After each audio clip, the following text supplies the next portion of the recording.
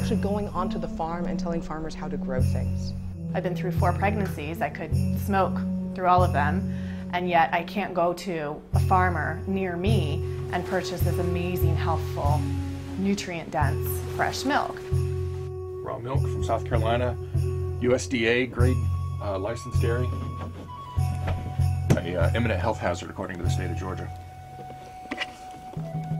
They even took the sheep that I had brought over from New Zealand, and they took them out to Iowa and they killed them for a disease that doesn't exist to this day. What I saw from at the top of the stairs was a man right here around the corner with his arm like this and a gun pointing up at me.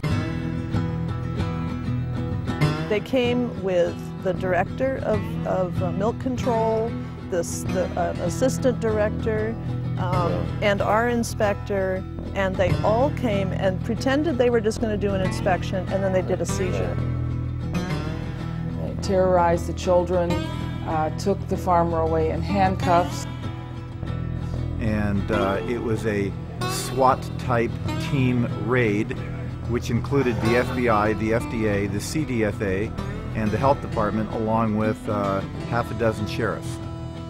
We were just recently raided again for the 3rd time, 6:30 in the morning. Knock on the door and my kids again ousted from their beds. Every time there is a major shakeup in the food system, local food takes a hit.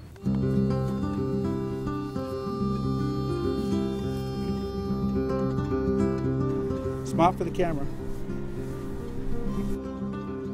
If you look at the statistics between 1970 and now, the U.S. has lost 88% of its dairy farms. There's got to be a way that we can protect biodiversity. We can show that sustainable farming is the only way forward.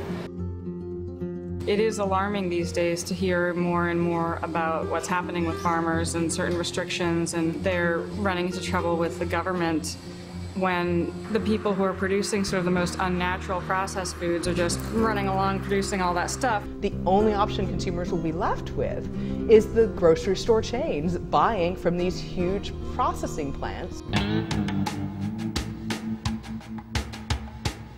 There aren't a lot of advocates right now for sustainable farming and organic farmers within our government, and I'm hoping that the public pressure and the support of local foods is starting to push change.